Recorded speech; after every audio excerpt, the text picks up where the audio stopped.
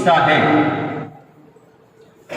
और उसको चलाने के लिए जो चीजें करनी जरूरी है उनमें हम अपने व्यक्तिवाद को नहीं इंटरफेयर करने दे सकते। हमें कई बार लगता है ऐसा कि ऐसा क्यों कर रहे हैं, ऐसा क्यों हो रहा है। वो इसलिए हो रहा है कि सिस्टम को सही तरीके से चलाने के लिए वो जरूरी है। हाँ, वो हमारे लिए जरूरी नहीं है। मैंने यहां जो चीज सीखी, सबसे महत्वपूर्ण बात है प्रबंधन। लगभग 400 बच्चों को, और जिसमें यहाँ पे 250% बालिकाएं हैं, ऐसे स्कूल को सही तरीके से संचालित करने के लिए बहुत बड़े स्टाफ की जरूरत होती है।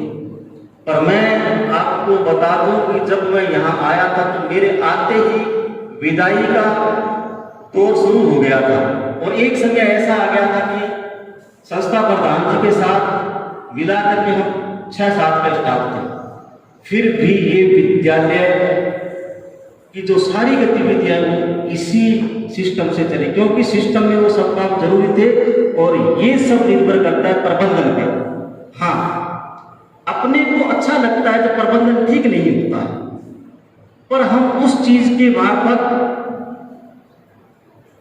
अपना जो सिस्टम है उसको खराब करते हैं और जो हमारा मूल उद्देश्य है उससे भटक जाते हैं।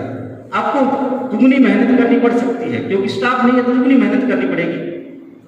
पर अगर आप नहीं करोगे तो आप सिस्टम से बाहर हो जाओगे। तो मेरा मानना यह है कि जो चीज मैंने यहाँ से, हम 6 के स्टाफ से चले थे, आज इतना बड़ा स्टाफ हो गया, पर ये सिस्टम ऐसे चलता रहा और ये इस विद्यालय की खूबी रही, प्रबंधन की खूबी रही कि सिस्टम के साथ छेड़खानी नहीं होगी।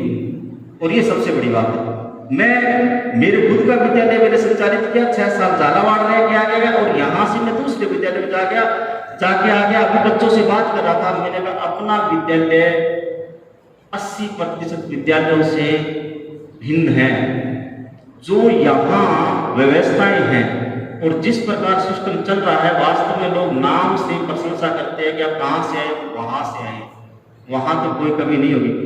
हर एक डॉक्यूमेंट हर कर्मचारी का आपको फाइल में मिलेगा। इनवर्ड आउटवर्ड लोगों के पास फाइलें तक नहीं है और किसी भी एम्प्लॉय का डॉक्यूमेंटली काम कभी भी बकाया नहीं है।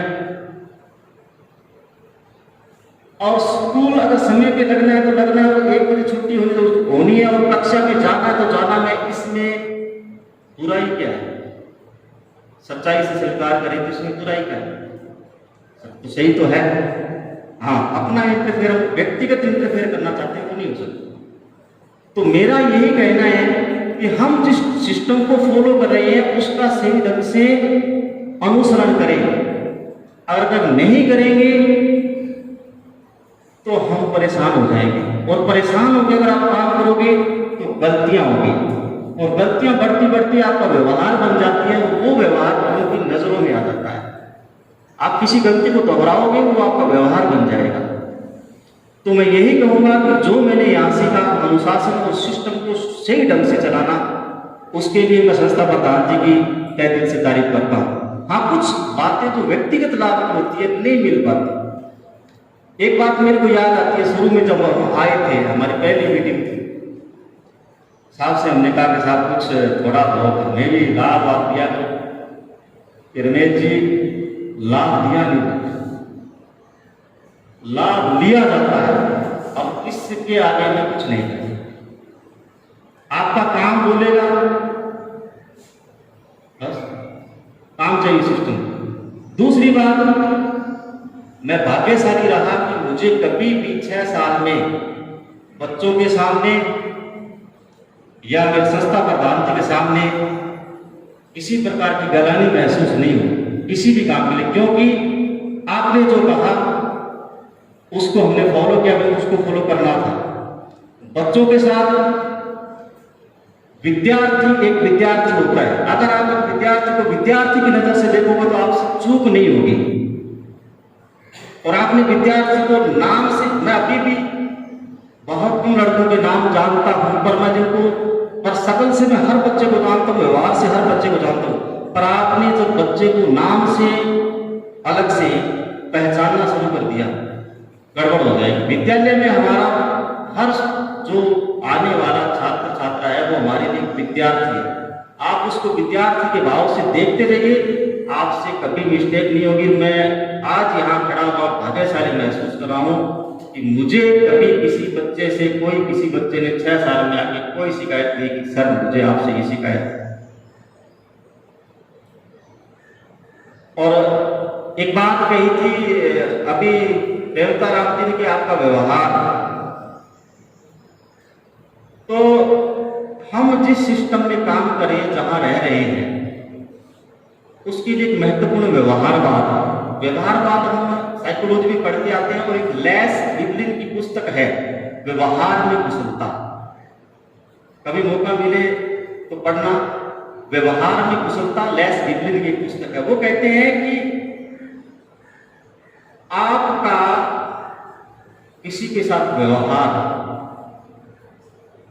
और आप दूसरों के लिए महत्वपूर्ण नहीं है। जिसके साथ आप व्यवहार करते हो वो खुद महत्वपूर्ण है। कहने का भाव ये है कि आप जिसके साथ व्यवहार कर रहे हो उनके व्यवहार को महत्व दो, आप उनके व्यवहार को समझो। हमारा प्रबंधन है, हमारी संस्था प्रधान, आप अगर यहां सही ढंग से काम करना है तो आपको उनके साथ व्यवहार करना है, संस्था प्रधान के साथ, तो उनके व्यवहार को महत्व देना ही पड़ेगा। लेस गिबलिन की फर्स्ट टॉपिक है कि आप जिसके साथ व्यवहार करना चाहते हो आप अपने को महत्व मत दो, आप उनके व्यवहार को महत्व दो। जिस दिन आपने उनके, हर आदमी चाहता है कि मेरे व्यवहार को महत्व नहीं दे। कोई कितना ही बड़ा आदमी है, अगर वो हमें महत्व नहीं देता तो हम क्या देंगे? अपना क्या जाता है, कितना ही बड़ा आदमी तो समझता नहीं है, सीधी सी बात है। तो पहली बात यह है कि आप जिनके साथ व्यवहार कर रहे हैं उनके व्यवहार को महत्व दे, व्यवहार अपने आप आगे बढ़ता जाए। और यही चाबी मेरी हर जगह काम कर जाती है। चाहे पीओ का स्टाफ रहा हो, मैंने सभी से दोस्तों की तरह, मित्रों की तरह व्यवहार किया। चाहे कोई भी विद्यार्थी हो, कहीं से भी आता हो, गाड़ी से आता हो, गांव से आता हो, कहीं से भी आता हो, उसके साथ व्यवहार क्यों रहा, हम उसके व्यवहार को समझें। व्यवहार बात में यही तो है, और उसके व्यवहार को महत्व दे, वो अपने को महत्व देगा और दिक्कत आएगी नहीं। हाँ, आप सिर्फ अपने आप को महत्व देते हो और जिनके साथ व्यवहार कर रहे हो उनके व्यवहार को महत्व नहीं देना चाहते, आप कहीं भी आजमा लेना, उस जगह आप संतुष्ट नहीं रह सकते। तो मैं यही कहना चाहूंगा कि यहां जहां हम इतने सारे बच्चों में रहते हैं, हमारा व्यवहार हमारे लिए बहुत जरूरी है। ज्ञान सबके पास है, ज्ञान तो सबके पास है। एक बच्चा है, वो उस अंधेरे कमरे की तरह जिसमें सारी चीजें पड़ी है, आपको बल्ब जलाना, लाइट करनी है, सारी चीजें दिख जाएगी। बच्चे में ज्ञान पहले से हो तो आपसे ज्यादा इंटेलिजेंट हो सकता है बच्चा, आपको उसको प्रकाश मिलाना है। आप जैसे राहुल गांधी कह रहे थे कि आप बहुत इंटेलिजेंट है, पर आपका ज्ञान अगर बच्चे तक ट्रांसफर ही नहीं हो रहा है तो आपका ज्ञान किस काम का है? और व्यवहार कुशलता इतना महत्वपूर्ण है कि लेस गिबलिन कहते हैं कि प्राइवेट सेक्टर में लगे हुए 100 लोगों का जब अध्ययन किया गया 5 साल बाद, तो 15% लोग वो कामयाब थे जो इंटेलिजेंट नहीं थे और वो व्यवहार में कुशल थे। तो आप अगर व्यवहार में कुशल हो तो समस्या पैदा नहीं होगी।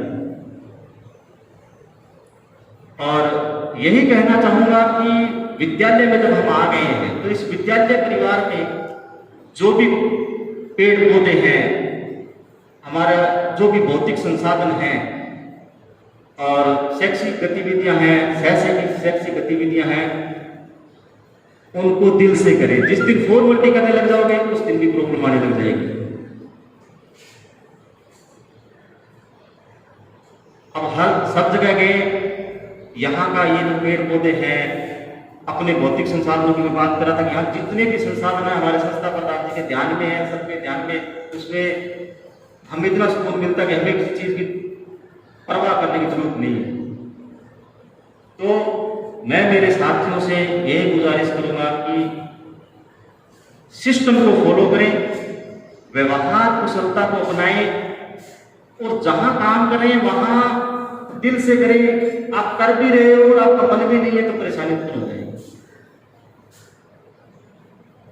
कोई दिक्कत नहीं आएगी। मैंने 6 साल निकाल दिए। थोड़ा सा समय और लूंगा। मेरे भाई, छोटे भाई की तरह महेंद्र सिंह जी से मेरी पहली बार बात हुई। मैंने ईमानदारी से कहा, महेंद्र सिंह जी मेरे को 6.5 साल हो गए, किसी प्रकार की कमी नहीं है, आपको सिर्फ अपना काम करना है। बहुत आप जहां रह रहे हो आप संस्था प्रधान तक का काम कर रहे हो और आपके बात समझ में आ गई और आप आ गए। तो ये बात है। तो मैं मेरे साथियों से यही गुजारिश करूंगा और मेरा यही रहेगा और मैं बच्चों से भी यही रहूंगा कि जो काम मैं हमेशा कहता हूं, जो काम करो दिल से करो और खुश होकर करो।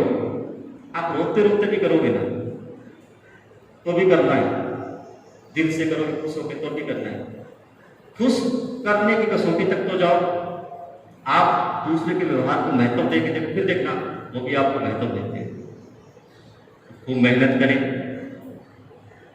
कोशिश यही रहेगी किसी प्रकार की जानबूझ के गलती नहीं करें और फिर भी इस 6 साल के समयावधि के दौरान हमसे कोई गलती हो गई हो तो मेरी गलतियों को छोटा समझ के, भाई समझ के, बड़ा समझ के माफ कर दें।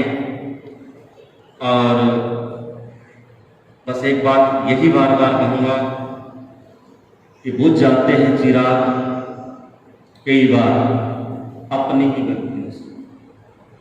बुझ जाते हैं चिराग कई बार अपनी ही गलतियों से, हर बार कसूर हवा का नहीं। मतलब कई बार हम सिस्टम में देखते नहीं कि गलतियां अपनी हैं। तो यही बात कि दिल से काम करें, दिल खोल के काम करें, खुश होकर के काम करें। आप खुश होकर के काम करोगे तो आपको संतुष्टि बहुत मिलेगी। यही मेरी आपके लिए सुझाव मान लें, एक दोस्त की सलाह मान लें, यही है। और पसंद रहे, बच्चे हमेशा खुश रहे और ये विद्यालय हमेशा तरक्की करता रहे, आगे बढ़ता रहे और मैं कभी इस विद्यालय में बिताए हुए समय को भुला नहीं पाऊंगा। जय हिंद, जय भारत।